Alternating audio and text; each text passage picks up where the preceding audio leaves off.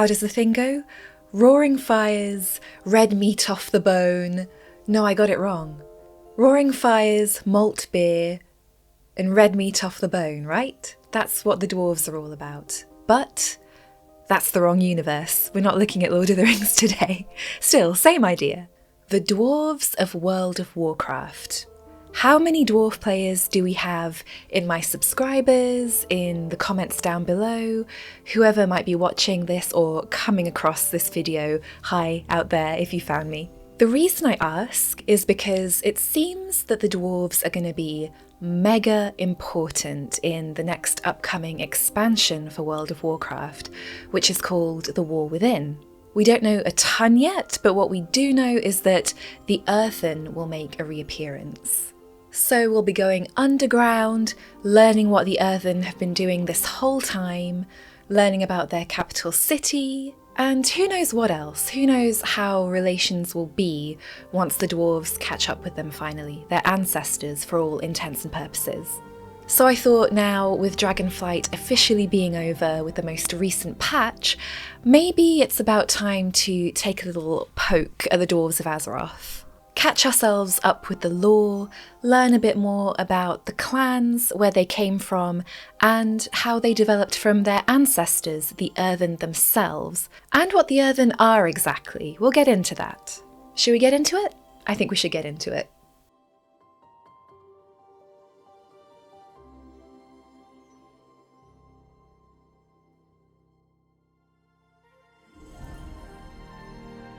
As always with these kind of lore-based deep dive videos, I want to ask the first and foremost step one question.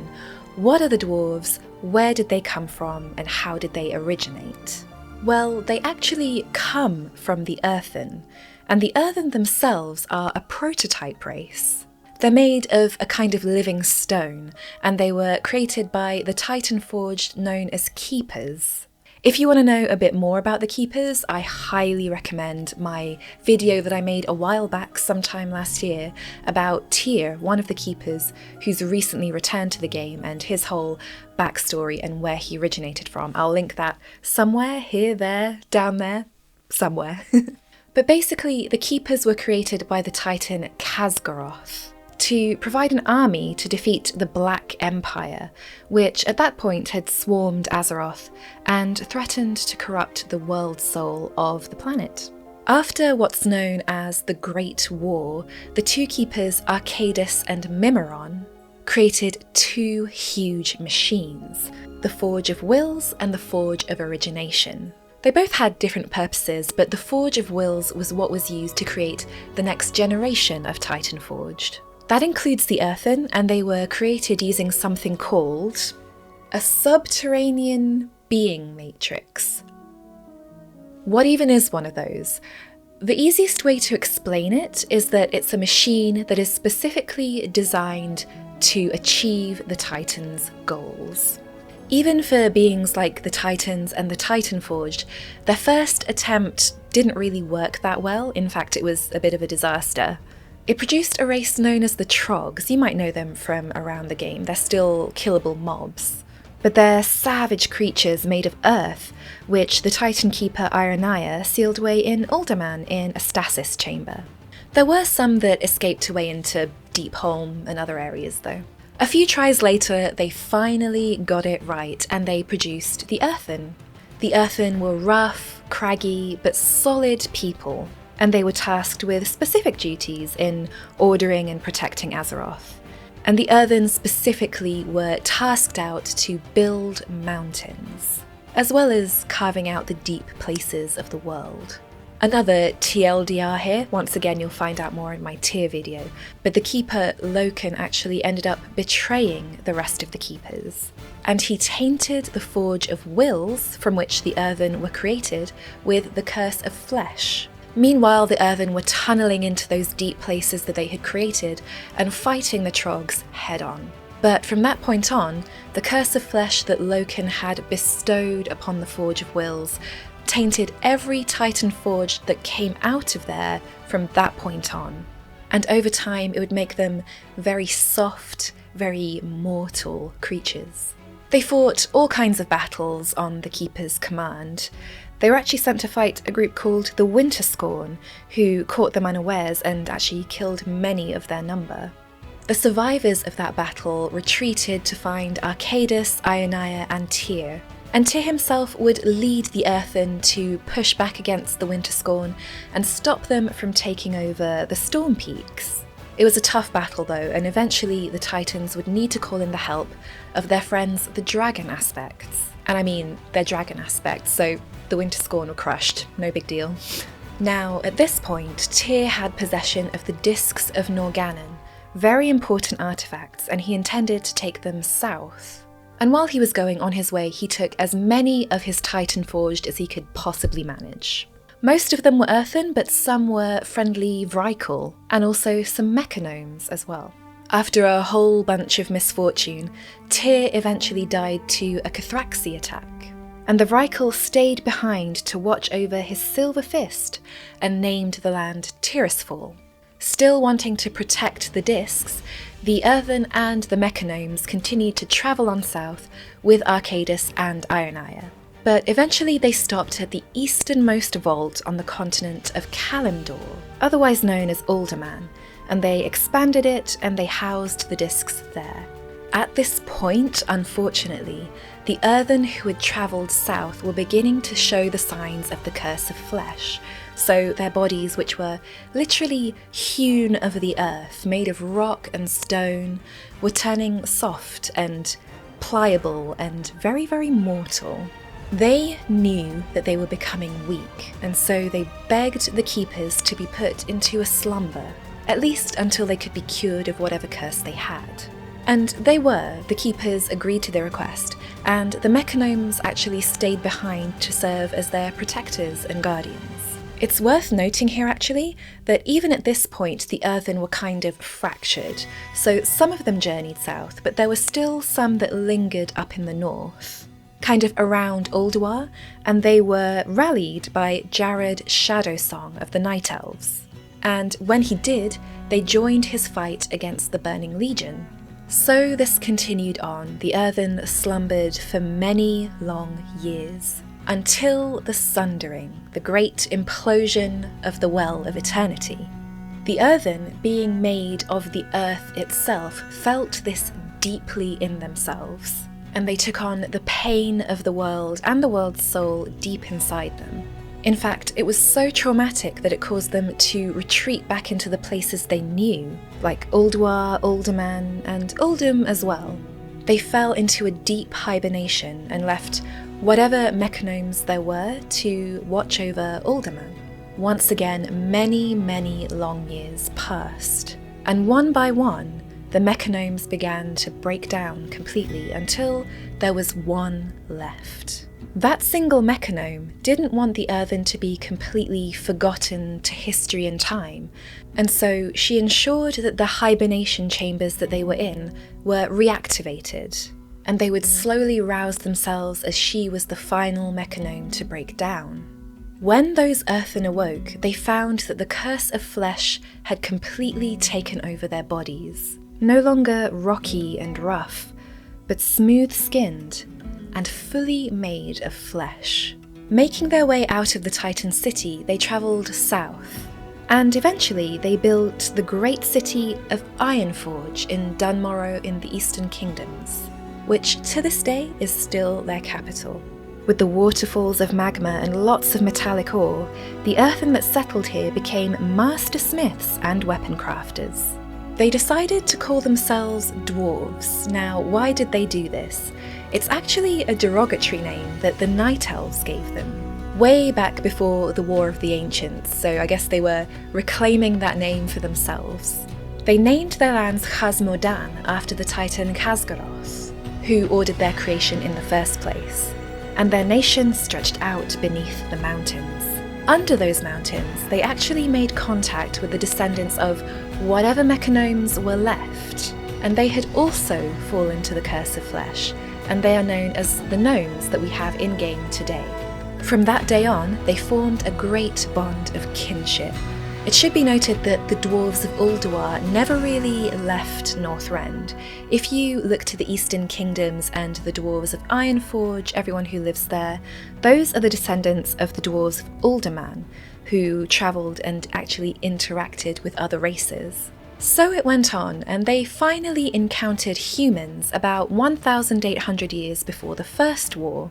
And that only happened because the human kingdoms of Gilneas and Alterac had great armies which were starting to encroach into Khazmodan. Those humans were brought to Ironforge, and actually, together the two races shared a lot of knowledge and experience. Mostly about smithing, probably also beer, I don't know. But either way, they found a common love for battle and storytelling. This led to the two races becoming fast friends and allies, even up to this day. And this is how the dwarves also learned of the religion of the Holy Light. Time drew on, as it always does, and eventually 3 powerful factions emerged in Ironforge. Those were the Bronzebeards, who were the largest clan, the Wildhammers, who controlled the foothills, and the Dark Irons, led by the Thoresen family. They lived in the shadows of the mountain, and they loved a bit of political scheming, and that'll come into play later on.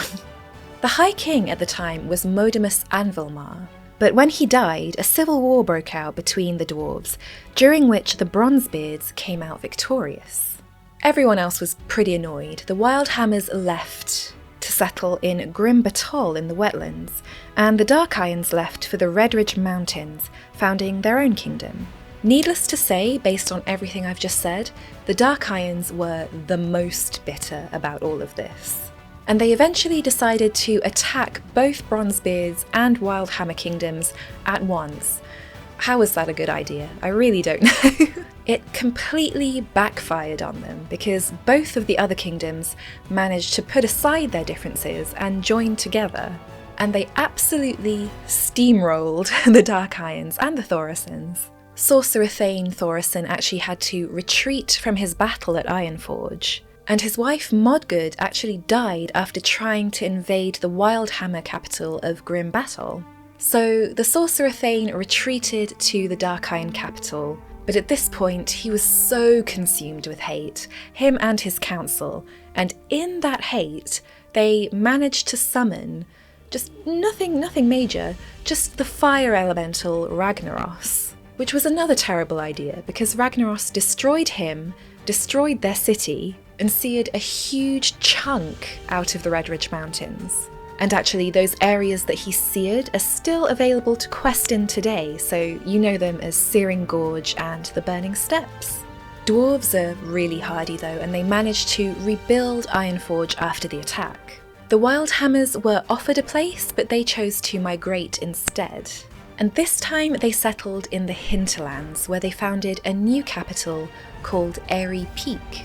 When they got here, they discovered a true and strong bond with nature. And they also learned how to tame and ride wild griffins. They were still okay with the Bronzebeards though, and they even raised a monument, just to symbolise that the two peoples would never raise arms against each other ever again. Meanwhile, things were going really well for the Dark Irons. Ragnaros had enslaved whatever was left of them, and he made them build Shadowforge City in the Blackrock Mountains. They were completely isolated there, brooding, angry, and their hate just had time to become more and more intense as things went on. And so things went on for quite some time longer, with some dwarves aiding their human allies during the First War. Meanwhile, the ogre Cho'Gall was negotiating with the Dark Irons to occupy the upper levels of their home in the mountains. Khazmodan would eventually feel the presence of the Horde. Orgrim Doomhammer's forces were pushing into the area, and the dwarves and gnomes that resided there really felt the force of his attack. They pushed back and fought hard, but the Horde claimed the area eventually. That said, let it not be mentioned that the dwarves are not great and strong fighters, because no matter what, they couldn't get into Ironforge. In fact, it's said that for every dwarf killed, they took 10 orcs with them, which is pretty metal, if you ask me. I love it. Either way, Orgrim Doomhammer didn't leave the area, and he even instructed his forces to start mining the resources of Khazmodan all around the city. This took a toll on the dwarves and the gnomes of Khazmodan, and eventually, when the kingdom of Stormwind was destroyed, there was a huge migration of both dwarves and gnomes from Khazmodan. They would become part of the alliance of Lordaeron with humans and eventually high elves as well. Meanwhile, the Horde were pretty relentless about claiming former dwarf lands like Grim Battle. In fact, they didn't even stop there. They took Grim Battle, and after that they started pushing into the hinterlands, which was a big mistake. When they got there, they were met by the might of the Griffins of the Wildhammer clan. And on the backs of their mighty griffins with their stormhammers, they absolutely decimated the Horde. The Alliance actually eventually came to their aid as well, which completely switched the Wildhammer's point of view. Up until this point, they had been completely isolationist, doing their own thing over an airy peak. But after that display of strength and loyalty, the Wildhammers changed their minds and they also joined the Alliance of Lordaeron. I would argue that this was the start of a golden age of the Alliance. You know, the dwarves and gnomes who came under their care would create some of the most amazing technical marvels ever seen. Really cool engineering and technological feats, devices and weapons for the Alliance that they had never seen before. Submarines, siege engines, flying machines even, the list is endless. With this mighty alliance, the Horde were finally pushed out of Khazmodan eventually, and once they were and the dwarves and gnomes took their land back, they built Gnomeregan. Between the Second and Third Wars, Grim Batol was also freed. And in the Third War itself, the dwarves of Ironforge and Airy Peak were pretty stalwart in standing by the Alliance. You know, they aided in battles across Lordaeron, Northrend, and Kalimdor under their new leader, I suppose he was kind of new at that point, Magni Bronzebeard. But this is basically not only a backstory of the dwarves, but also the Alliance as we know it, just in general. It began as the Alliance of Lordaeron, which eventually kind of crumbled. But after the Third War, the Alliance still continued to exist in a different form, mostly without the High Elves, but with the inclusion of Night Elves, Draenei, and many other races. Eventually, the Explorers League was also revived by Magni Bronzebeard.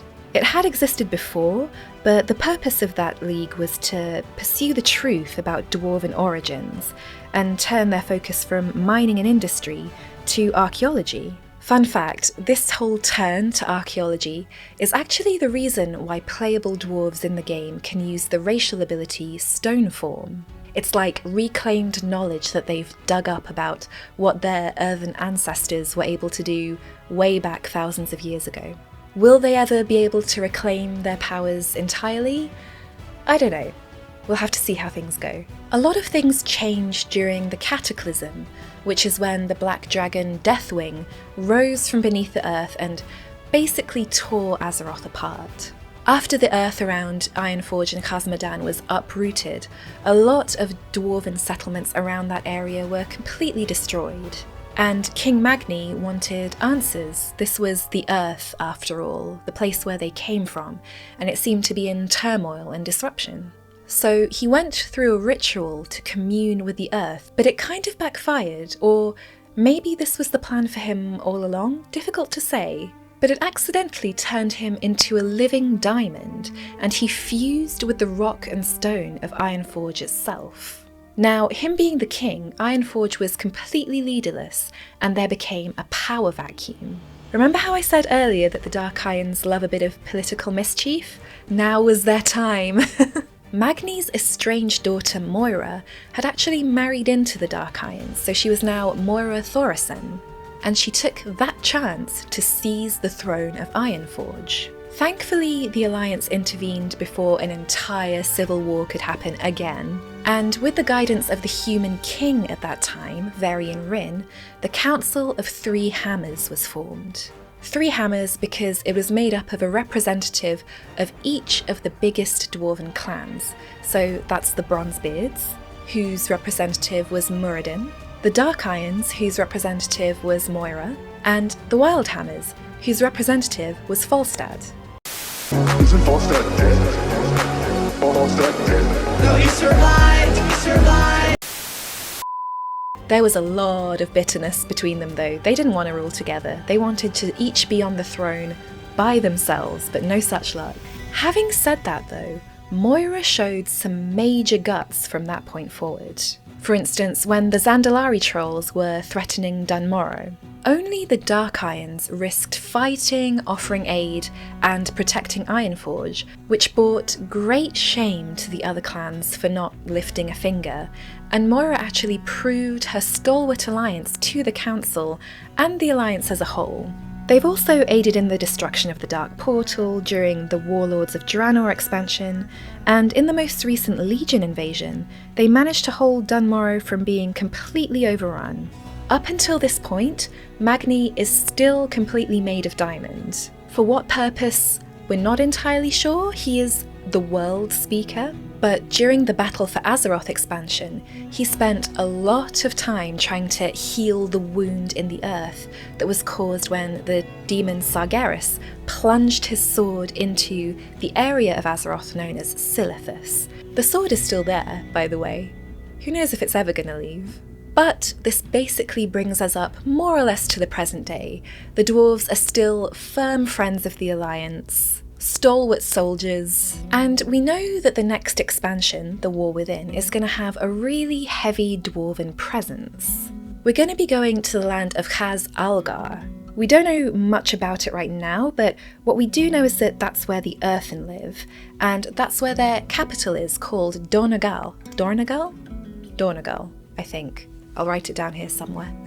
We are still definitely going to go underground as well and learn about their machine speakers. Those are basically Earthen who still operate ancient Titan machinery. For better or worse, because more and more these days, the Titans' intentions and what they have planned for the world are very, very questionable. So we'll see what good or bad comes of that eventually. So I wonder what we're going to learn about the Earthen who have been separated from the rest of the world this entire time. What do you think's going to happen? Are playable Dwarven characters ever going to completely reclaim their ancient Earth powers? The whole idea of the Stoneform racial ability was that one day they would be able to completely reclaim what they were back thousands of years ago, and that still hasn't happened. And considering that the Earthen are going to become another playable allied race, they already have those powers, so I don't know, should Dwarven players give up on that dream? I hope not. I hope there's still something in this for them. How will the different Dwarven clans react to having a brand new faction amongst them? Is there going to be another civil war? They do love a bit of a scuffle in the mountains, I found. Either way, let me know what you think down below in the comments. As always, you know how much I love it when you drop your thoughts, ideas, theories, wild speculations, whatever you have down there, and let me know what you think. Thank you so much for watching, I really appreciate it as always. Don't forget to leave a like, subscribe if you haven't already. Oh, also, thank you so much to everyone in the community tab who's been voting away on the different options in that little poll that I made for the next WoW related content. So far, the trolls are winning. So with that in mind, I'm planning on making a whole deep dive lore video about the trolls next, so we can look forward to that hopefully. But in the meantime, please take care, have a great day wherever you are in the world, and I'll see you in the next video.